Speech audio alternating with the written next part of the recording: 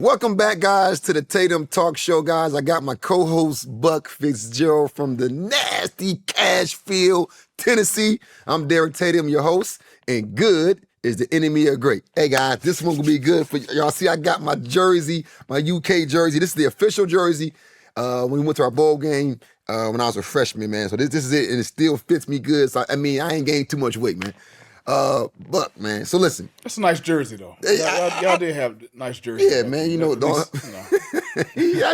a backhanded compliment, man, from a guy that played at Tennessee. So I want to talk about the reality of college football. Like, and this is gonna go a bunch of different ways because the reality of college football is, man, when you play in the SEC, like for real, you better be damn near a pro. I'm serious. I'm serious. You better be damn near a pro if you play in the SEC. Like, and people don't really realize that because they see TV and it's like, here's the reality, y'all. When you say how good you are, go watch your favorite team that you say you want to play for, and tell me realistically whose spot you gonna take. But like real talk, man. Like if you say, oh, I can play at Georgia. Like, go on there and then go to a practice. It's scary. And see them in person and be like, hold on, like, these dudes, like, who you better than? It's scary, dog. It's scary. I remember. And so, you know, I was a good player, kind of an average player in college. But hold on. But you was an average player, but you were what? Were you a 4-star type of player? Yeah, I was better than everybody, like my peers. Yeah, you know what I mean? So it's a 4-star type of player. Yeah, best player in Tennessee, like one of the best players in the country. Yeah. Okay. And then when I go to Tennessee, it's like for real, I remember, dog. You know, back then there was no internet, right? Yeah. So you just know the guys in your area, you watch film or whatever. I remember I went on my official visit to Tennessee. And like back then, everybody had to watch everybody's highlight film. Yeah. And you like, damn. Like so the last one was Deion Grant. Oh right? my God. Ball hawking Deion. He probably had 12 picks in high school every year. Yo, so like they turn off the lights, right? And they watch it, and he the last one. And like we all kind of like watching everybody else is like, damn, dude, cold, but I can get him. Yeah. They put Deion shit on, dog. they turn on the lights, and we was like, do I want to come here? What the hell is that? What's going on right now? Like, dude was so good and long and fast. Athletic. It's like athletic, like everything. Yeah. So that was a precursor to, you thought you knew what it was because like Tennessee, but you get there, you like, yo, like you saying, like the Jags are unbelievable. And so I'm gonna let you go, but because you had a story like this as a young DB. Yeah. So I remember it was myself and Andre Lott. We were the two young corners that that signed to Tennessee that year. And so it's time for the first practice. The first practice with helmets and shoulder. And so we're doing one-on-ones, right? Right. So it's like the horn blow. You get over there, and you're excited. Yeah, I'm ready. And me and Lott kind of like giggling, like let's go. So like we like little kids. So normally the old guys go as good on good, and then it kind of then the young guys go young on young, so you get your confidence up a little exactly. bit. Yeah. So not this time. So we get up and we kind of end the back like, nah. Like you over there, Buck, you over here, y'all up first. We're like, okay, all right. So I get out there, I'm first. Marcus Nash. Oh my God, speedster. Long, speedster, like look like he like a prison dude, like you know what I mean, like 6'3", fast, right? So I'm like, I'm playing off. Yeah, coach like, like you could tell like it was like a setup, like people like looking back on it, everybody kind of giggling and shit, right? So you know what I mean? So, press him. Yeah, like we pressing today. I'm like. Oh, okay. Okay. All right. So I run up and I get in my little stands, and he just like look, he like grinning. Everybody's like giggling. Like Peyton was the quarterback. Everybody giggling. So he go through the snap count. Said, "What?" Nash just stepped back and just slapped the shit out of me. Bow. My helmet running. He run deep ball. Everybody laughing. Touchdown. Boom. Peerless Price up next. Andre Lott up. Lie, get on it. Lie, press. Oh, no. Same thing. Pop, pop, pop, pop, pop, pop, pop.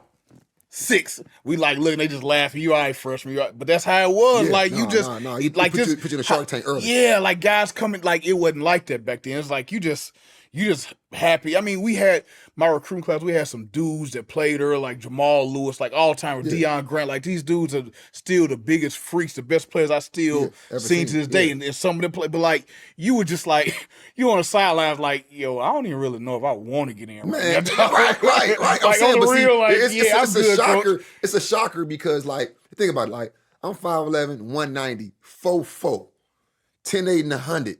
You know, I ain't in high school. I never really played against nobody faster than me. Maybe one person. Right. You know, who's a super track guy. You know what I'm saying? 10'6" guy. Maybe one person. Right. So you get to college. You know, and I was a running back, all-American running back. Right. I get to college, first day with pads on. I'm like, man, I'm playing running back, dog. I know I'm better than these dudes, man. Right. And I get there, and then now the reality comes in, bro. Yeah. First, before I get to practice, I'm 4'4" now, 10'8". I was the 6th fastest guy in my recruiting class. Think about that. That's crazy. You're 4'4", you're 10'8" and 100, and you're the 6th fastest guy, not on the team. That's crazy. In your recruiting class, we had Derek Abney, white guy. He was so fast. 4'3". Oh, dude, he was 10'6" and 100. Like painfully fast because he was shifty. Yeah, and he was shifty. Yes. Then we had Brad Pyatt, white guy, 10'5" and 100, and he was like 6'1", like 190, rocked up. Yeah. 10'5" and 100. Then we had another corner from Texas. He was smaller corner, 10'5" and 100. You know, 4'3". And another corner from Valdosta, he was smaller, it's a smaller corner, 4'3", 10'5" and 100. So I'm like, I'm like, damn, I ain't even like, I'm fast, but I'm like, literally, I'm average fast in college now. Yeah. I'm 4'4" and I'm average fast. Then I go to the running back and I look on the depth chart and I see 2 dudes that clearly I'm like, I'm not better than them guys. Like clearly right now I said, I am not better than them guys. One of them was a junior though. The other one was a sophomore. Right. I'm like, damn. And then I go behind them. It's 2 more dudes where I'm like, okay, I'm as good as these guys, right? Maybe. But I'm really 5th on the depth chart, for real. Right. So I'm like, damn. So then I look on the DB line, I said, well, our DBs are good.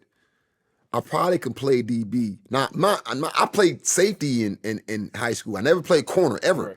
You know, and first day, they like, yeah, we're going to try you at corner. I'm like, coach. Like, you know what I'm saying? Like, coach. And man, when I say, man, I got I actually played okay, but my confidence was shot though. It was shot the first day of practice because I played okay, good enough where they say good job, but I got beat like I never got beat before though. Right. You know what I'm saying? I never lost reps in practice like that before, man. Yeah. And that's the reality of college, y'all. Like y'all think it's sweet. It ain't sweet nowhere. No. Like SEC is literally, that's a pro league, all right? That's a pro league. Yeah. Okay. but you go like man, I had students that had big time offers and transferred down to FCS schools and still didn't play. Yeah, because they think when they step down, their intensity or their focus step down too. They feel like I can roll over. No, it's 3 or 4 dudes just like you, bro. It's dogs everywhere, man. Yeah, I mean you look at just some of the guys. Like again, back then in what was 97 when I went to Tennessee, 97, 98, that era, it was like, and I tell people this, and it might be it's different now. Things are a little nicer and more controlled. We talked about how it was back then. I tell people, and this is not an exaggeration, it was like going to the state pen when you walked in the locker room, dog. Man. At Tennessee, like. Nobody can believe that. No. Nah, Explain that. Explain that because when I put somebody, like I put a post out a while ago where you may get smacked in the locker room. Somebody said, well, is it jail in there? The coach is terrible. I said, man, no, explain to them how the locker room was with dogs. Nah, the only time I really remember seeing a coach coming out of the locker room was when 9/11 happened and they came in there and told us we weren't playing Florida. But other than that, they didn't come in there. So I mean, it was all dogs back then in Tennessee. Like it wasn't no dudes who had plan Bs or plan C or alternative. Like, nah, it was like this is what it is. And everybody was a goon. And I tell people that and it's like, well, what about I remember, man, like we had like guys who didn't come from like everybody didn't come from the hood, right? Yeah. And But don't mean you ain't no dog though. Coach, listen. Listen. Yo, like I tell people, they say, well, what about it was like the state pen, and I remember it's a dude, and he's a big successful guy. All right, it's my guy Will Bartholomew. Okay, Will, clean cut white guy from NBA. You know, family has some resources and all that. Shit, coach will kill you. Yeah, will kill you. Like we playing Florida one time, and we game planning. He was young, and we had our back turned to the field, and they were, that Florida was on defense, we were on offense, and we heard like something went off like a shotgun. Bow. We look back, Will stumbling, the linebacker just on the field, knocked the fuck out, bro. ISO. Yeah. ISO, Will coming down here. That's how, like, everybody had to be like, and you had to fight. Like, my best friends, like Cedric Wilson, we fight. We fight. I remember watching Sean Ellis and Chad Clifton, these two borderline Hall of Famers, for real. Like 6'5", like animals, like the Battle of the Titans. They just going at it, fighting. I remember one time, dog, we fighting. They started fighting. Offense, defense started fighting. I look over there. Our defensive coordinator, offensive coordinator, sizing each other up like this. They about to go at it. Yeah. Like, so no. So explain to the people, because when you say fighting, some people think you're talking about fighting like going at it or practice. Now we're talking about real fights at times. Yeah. It wasn't supervised. Yeah. Things wasn't supervised. Right. Like it's cameras now and all that. We talking about like you fighting at practice mean I'm battling, but sometimes you're really fist fighting somebody in the locker room. All that. And I do feel like in Tennessee we were a very, very close knit group because Tennessee was a national program. Yeah, so, top 5 program. But national as far as recruiting. Yeah. So it's not like Texas or someplace where everybody kind of comes from the same area. Yeah. Everybody was coming from everywhere. So because of that, guys had to be a little closer because you didn't have cliques coming in, from high school or from your hometown. I mean, so we were a lot closer, but we still like dudes got down because it was like nobody was giving you a job or nothing like. So you going at guys, you can be talented, you can not be talented, like walk-ons getting at you. Yeah. You know what I'm saying? Like getting at you, and so it was just, and then you had leaders. I always talk like Al Wilson, again, is the greatest leader I've ever been around. And Al will fuck you up. And you know that. Yeah. And he's scary and you know that. You know what I'm saying? Like it's right. And so and that was just the standard. But every team need that though. They do. You need a guy that you know is some kind of line. He may slap your ass. Yes, man. he may. No, he is. No, he is. And then you ain't no punk, so you gotta and so you really don't want all that. Yeah. Right. I really don't you know what I mean? I can puff up, but I really that ain't really something that's gonna go well for me. Because he gonna beat your ass. Yeah. I'm gonna compete. I'm gonna do. But that's not gonna end well though. It ain't gonna end well. Like you talking about? I thought he about 6'2", 6'3". Man, just like a 230. Yeah, like all that fast 4-5, all that, just violent, But everybody was violent. Like you go down the line, like Ray Knock Thompson and guys like that, bro. They running through face masks, sprinting through face masks. So it was a different element that you had to step in, and then you had to assimilate quickly. Because it was no punks. It wasn't no crime. It wasn't none of that. And so you had to prove that you were. I remember, dog, like my proudest moment, my freshman year, dog, we did Oklahoma drill.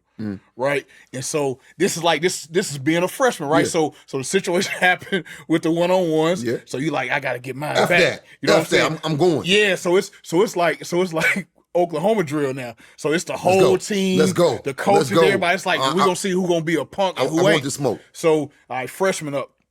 And like Cedric Wilson is my guy. Like we all we close. And it's like, but he was a freshman receiver and it's me. And like we're like getting ready. I remember Al and Sean Ellis and all them like looking at me like, little bro, Cause like in Oklahoma, drills like the ball carrier. So you're supposed to, people out there, you confront the person and you gotta, let's go. Collision, Let's and you go. gotta discard them, and then you're supposed to tackle the running back, right? So first of all, the running back was like Jamal Lewis or Dominique Stevenson, all these dudes like 220. So first of all, that's not even like, you don't even want that, right? No, you do not want that. Jamal Lewis, Travis Henry, though. Yeah, like Travis Henry, like all these was our running backs then. Like Travis Stevens was violent as anybody. So it's like, so first of all, you don't even want to even deal with all that back there. So the guy in front of you, like, so now Al and all these dudes, like the old guys, like they jumping around, they're like, yo, fuck the ball carrier. Just like destroy him. Yeah. So I'm like, okay, all right, let's go. So no matter what, you might be scared, you might not, like, dog, I'm about to run through this guy like my life depend on it, dog. Yeah. And like I ain't never hit anybody harder. Like, boom, just ran through. I don't even know the ball carrier or whatever. Yeah. I just remember being on the ground like dizzy. Ow. Boom. Grab me. Yeah, just start hitting me, boom, with a whole. I'm like, oh shit. You know what I'm saying? Like, yo, it's like for a week I was good. Yeah. I was good. Like, yo, like I'm hard. You know what I'm saying? You back. I'm hard. So tell me about, man, a time like, because like your practices was so competitive, because like our practice was competitive, but I know like being at a top 10 program, top 5 program at that time, really top 5, like how competitive was it? Where I'm talking about where your backs. Right, like y'all had Jamal Lewis, Stevens, and Henry in the back. Like you talking about 3 physical, super physical running backs. Like, what was it like practicing with those guys? Stressful, dog. I remember like the worst time was scrimmages, because as a DB, like every day you going 1-on-1 with the top. We had a receiver named Leonard Scott. He literally won the NCAA's 100 and 200 as a freshman. He went to 2 Olympics. I remember him. I remember that. Yeah, I remember him. Yeah, he's like 10-1, like 10 flat. Right, like we guarding dudes like that in practice, press, running with that. So that's one thing. But when scrimmage time, and you gotta hit them high though. Like you can't hit your teammate. You can't hit them low. It's so I tell people, like, you gotta understand the dynamic. You got like Jamal.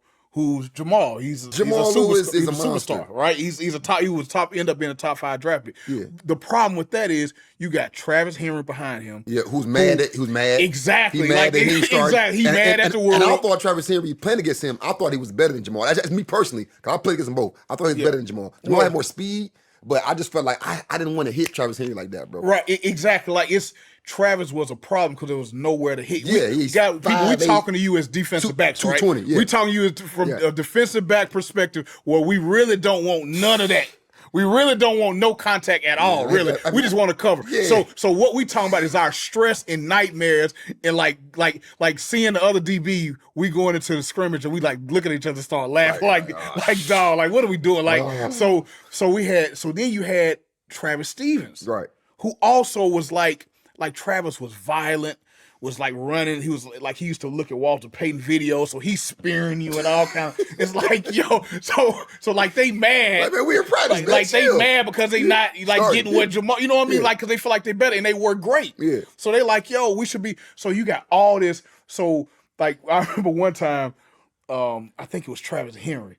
So they fooled us, right? We in a scrimmage. They fooled us. They do some misdirection. Receiver coming at me. And so Cozy Coleman, who was another big time pro, leaks out. And it's, oh shit, it's a screen. Let's go. So he got me, the receiver coming.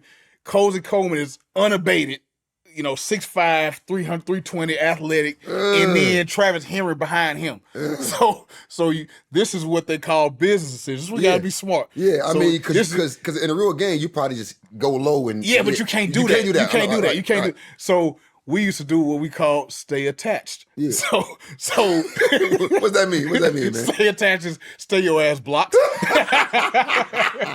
getting blocked like the receiver, like, oh shit, I can't get off. Coach, you got me. So we used to stay. So when Travis Henry and all those dudes like start getting going, like, dog, we stay attached. We like, yo, look, man. Like Dante and people like, yo, dog. when you run your routes, you run your routes. Yeah. But like when you blocking me, dog, I'm gonna really like let you block me. Like just don't like go overboard. And I'm gonna stay attached because I ain't really trying to tackle them. That's like it's a crazy. no-win situation. So that's crazy. So bro. yeah, so but that's like those were like it's stressful, and then everybody's like you. Yeah. That's the thing. Everybody. So if your chance is your chance. So you banged up, you hurt a little bit. Like you gotta play because it's 4 and 5 stars like all around you. Everybody can go. Everybody want that, and so it's like you got to do what you got to do. Is no friends. Is none of that. You know. But that's the mentality, man, of college, man. Like I didn't. So I college is a different ball. I tell everybody, man, like you got to be in there mentally strong, and it don't matter if you like don't just think when we say locker room is crazy. Don't think it's a bunch of guys from the hood. It's some guys from the hood, but there's some guys. Listen, man, I'll never forget. I was a Seattle Seahawks, and this made me realize something. Man, look, man, a dude was like, "Yeah, Derek, you from the hood?" He said, "I don't give a damn about that." He said, "Man, I'm from where it's white fences, you know, and daisies. Yeah. Diamond, you stronger than me." That's it. He said, "Diamond, you stronger than me on this field." Yeah. That don't mean nothing. So like, don't get it. Don't like guys. It don't matter where you from. It don't matter if you from a rich area, a poor area. A dog is a dog. Yeah, and nobody got any credit for no extra credit. Like dudes that had to say I'm from the hood. Like so. And like whoever it is right here, no matter where they from, some dudes from the country, some dudes from the city, some dudes from wherever. Like dudes was getting at you. Don't matter. It don't matter. It don't matter. But we were a family, and this is when you talk about like the dynamics. We were successful because we had strong leadership from the top, but we had strong leaders from guys like Al Wilson and a bunch of guys, and T. Martin and guys also like y'all that. had guys that y'all young guys y'all bought in too, though. We had to. There was no other way. Okay, so that's what I don't understand about. Like I yeah. hear like now in programs, dudes talking shit to the coaches and talking back. It didn't matter what we felt about our coaches, what we thought, whatever. I was never going to say anything back really to a coach because the old heads will punish you for that. Like you think you can talk, you can say something to Coach, like Coach Chavis, we feared Coach Chavis anyway. Yeah. He was like, you didn't even want to, I got a funny story about that, so you will appreciate this as a defensive back. So you got tackling circuit. Okay. Right, I love tackling circuit. I was tackling. I was safety. I like tackling circuit. So tackling circuit, for people, it's like a circuit. It's four, and you go around, and each coach has a drill, yep. Right? And so you learn how to practice in a situation like that. So in tackling circuit, you're pretty much tackling each other. Yeah. And so I would get my partner, which is always Andre Lott, and we would know how to. Tackle each other. But make it look good. Yeah, without hurting each other. Going hard, but not like trying to hurt each other. Right. So we would like break it down. So you break it down, you go to the next thing, and this is part of being leaders, but also part of respecting your coach. And so when you get older, you're like, all right, guys, the next drill is Coach Chavis. So get your shit together, right, because what you don't want is to do that, and he start going crazy. You gotta do it again. Sure. So like we actually button our shit up, like yo. I gotta hit you right now. Yeah. But you had to do those things because you respected the coaches. But if you didn't, those older guys that you didn't want no trouble with, what you gonna say to Sean Ellis? What you gonna say to Al Wilson? What you gonna say to Raynard Thompson? Like Eric Westmoreland? Like you gonna say fuck the coach? You got to deal with them. You got to deal with them. So it was that, and then the competition. You're talking about the competition. Like against like receivers. So back then we used to have a big team room, right? And then the defensive back room was here, and the wide receiver room was here in the big team room, and they'll put a divider. So after the team meeting, we would literally put up the divider between the rooms, right? So one-on-ones, you know how it is one-on-one. It's like the main part of practice for DBs and receivers. Facts. So we'll watch one-on-ones. And so, like, we would all, but you can kind of hear, like, the other side. So, like, if you start talking loud, like, they can hear you. So, the receivers start doing, like, these little chants. Like, so you know when they watching one-on-ones, they start screaming, whoa, said Cedric Wilson, LeBuck, I burnt your punk ass. I burnt his punk ass, coach. You know, like I burnt his punk ass, coach. Whoa, I burnt his with that light laughing. voice. So then we would have like when you jam people. Yeah. So we would do little cheers. So somebody get jammed, we get down and start doing the beat. Oh, y'all was turned up. So we said, Y'all was turned up. yeah, so like, and so we kind of like talking shit to them. They talking shit to us. When somebody get burnt, you gonna hear it because they in the other room and they screaming, they rewinding it, they banging on the wall. Ooh, Buck, we got your ass. And then we jam them. We doing our little things. So they can hear. Culture was crazy. It's competitive. The competitive nature was insane.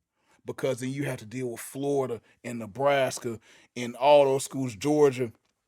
Man. So practice was worse than the game. The game was easy. That's the thing about I think we were missing, man. Is just the competitive nature, the competitiveness of football, man. Like I think guys aren't competing like that no more, man. Like I watch guys in practice. I'm like, bro, y'all don't compete. No. Like we used to compete every day. Like it was you had to. So in college, like I'm telling y'all, in college.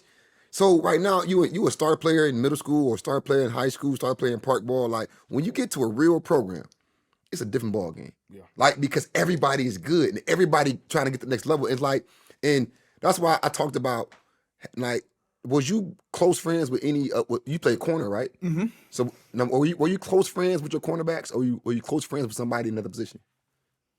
A little of both, a little of both, but it was. It wasn't. It never stopped you. I used to have. It was like clockwork. I used to have a fight at the beginning of every 2-a-days and at the beginning of every spring practice. Okay. And the fight was against the same guy, Cedric Wilson. And me and Cedric was a dog, though, but he was one of the best I played against. He was a dog. He was a dog, bro. He was one of the best I played against in the SEC. He was all dog. He was smaller, but he was quick. He was strong. He was strong, and he was crazy. He was loud, and it was like a little chihuahua. He talked. He never would stop talking. And so, but he was like my guy. We went back from high school. We went to Merrill's, went to Pearl. So we were really close. But the one guy I would always fight because I'm guarding him. I might boom, and I guard him, and then he could, but like a great receiver, he couldn't believe it. Ref, tell him to get his punk ass hands off me. Ref, tell him to shut his damn mouth. Don't touch me no more. Get your hands off. And so back then you put your hands like he trying to break your wrist. Get off me, punk. So next thing you know, my hand might go to his face mask and his. Next thing you know, we on the ground rolling and fighting and punching. And then so boom, everybody jumping, we break us up. And then, you walk in the locker room and you have to take your cleats and tape off before you go in. And everybody kind of quiet, taking their stuff off. We look at each other. It's all laughing. So let me ask you a question. Just dap each other up, Before you finish, let me ask you a question. Like me in Kentucky, like we always, like, we come into the games, we feel like we could beat y'all, all right? And every game, all right? Seriously, that's how we felt because now, how did y'all look at us? Because I mean, seriously, like, because y'all really, we really was two different levels. It was like y'all was a top 5 program. We were just trying to play good to go to a bowl game, to be like we know we had great players, but realistically, beating Tennessee was a tall order. You know what I'm saying? Yeah. But we believe we can beat y'all though. Right. Like, so I have we have a few interesting things about Kentucky that we always used to talk about. So first of all, what I always respected about Kentucky, when we played at Kentucky, I didn't even know y'all 2-9, but we knew y'all didn't have a good record. Yeah. It was like the biggest Super Bowl of all time. Like it was, I don't know how many here, like 60,000, like sold out every time, like gray in the sky, like barbecue, everybody going crazy. We're like, damn, like it was like, damn, this is live, and you know what I'm saying. So we always like, man, they fans are great. Like even when y'all wasn't good, they were great. Y'all always was. So we always talk and laugh. Even to this day, we get on for we talk and laugh about Coach Foreman's speeches. Like everybody always talk about the speeches, right? Yeah. So Coach Foreman used to have this speech every year because we would always kind of, like you said, be vying for a national championship. That would always be at the end. So you know you're gonna win, but you need to win it to go to the SEC championship, and you can't screw it up, type thing. So he would always have these speeches. He always say, "All right, guys, it's y'all gonna go up there and y'all not taking this shit seriously, and you're gonna go up there, and damn it, he called y'all blue bastards. He would say, those blue bastards are going to start crying and snotting and singing that old My Damn Old Kentucky Home, and they're going to try to beat your ass. And he used to say, they're dirt dobbers. They don't want shit. They just want to fuck it up for you. Hey, that's so real, because we was 2-8. We like, man, y'all going to the national championship type of game. We like, man, we this right here make our whole season. Yep. And we got cheated. So you know how that. I'm gonna give y'all because credit. they apologize to. Hold on, you apologize to us after the game about that was a bad call. Like bad call is a pass interference call when it was no pass interference in the fourth quarter, and y'all won by field goal. Yeah, They call it was in the fourth quarter, bro. Y'all were blowing us out. We was blowing, First of all, it's the SEC. So y'all were like at that point, y'all was getting at us so bad. It was like, yo, what the hell's going on? I think y'all was up with like 21-3. 24-3. I think it was something like that. And 24-21. Y'all up 3 touchdowns. Yeah. And I remember y'all boom, Jerry Lorenz was killing us like y'all were fast, y'all defenses. And so I remember just being on the sidelines, and this kind of goes into the psyche of, it's probably the same now, but I remember we used to get bowl money for going to bowls and stuff, right? We used to get like $3,000, $2,500, depending on where you coming from. And that's all in our mind. Like, yo, it was 24-3. It's like, dog, we about to mess up our bread, dog. Like, they about to kill us. And y'all let us come back in the game. But, man, it was like that thing was spinning. Y'all had all that speed. Y'all quarterback was getting at us. So, Kentucky was always a nasty game. Sometimes the weather was good. Sometimes the weather bad. It was the beer barrel and all that stuff.